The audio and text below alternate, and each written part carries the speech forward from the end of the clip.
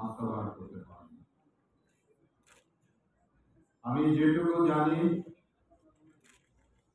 ৩১ বছরে আমি বিভিন্ন দেশে বিদেশে সেমিনারে অংশগ্রহণ করেছি।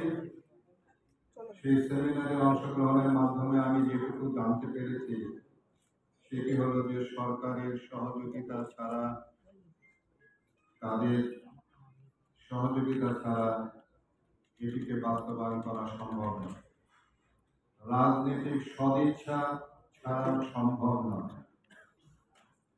যে কারণের জন্য ৩১ বছরে আমি রাজনৈতিক সহযোগিতা আমি পাইনি।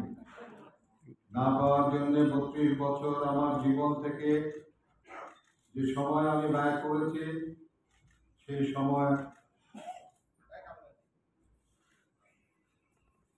সময়টি আমার আমি বলবো যে ব্যর্থতায় হয়েছে। যদিও কিছু কিছু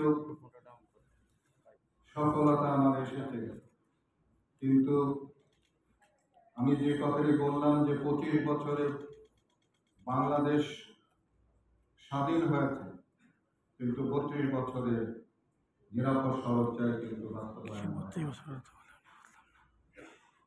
আমি নিরাপদ সড়ক চায়ের সঙ্গে যুক্ত থেকে যেভাবে সততার সঙ্গে এদেশের মানুষের জন্য কাজ করেছি, ঠিক তেমনি ভাবে আমি এই রাজনৈতিক দলের সঙ্গে যুক্ত হয়ে আমি আপনাদের জন্য, দেশের জন্য সততার সঙ্গে আমি কাজ করতে চাই।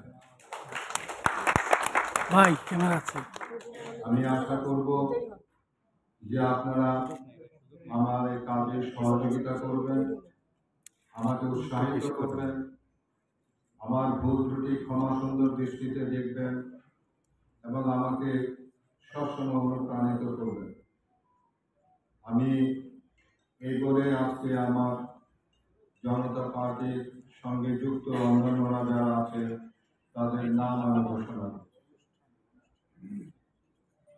চেয়ারম্যান হিসাবে আজকে ইতিমধ্যে আপনারা জানতে পেরেছেন যে আমার নাম ঘোষণা করা হয়েছে। আমি কাঞ্চন, নির্বাহী চেয়ারম্যান ও মুখপাত্র গোলাম সারোয়ার মিলন, ভাইস চেয়ারম্যান রফিকুল হক হাফিজ, সিনিয়র অ্যাডভোকেট বারবার উপরে তুলতেছেন নিচে তুলতেছেন, সমস্যা কি? এবিএম মনিউর রহমান খান, আবার ফিল্মটা আমার নষ্ট করে দিলেন। রেহানা সালাম, দেখুন আমাকে বলো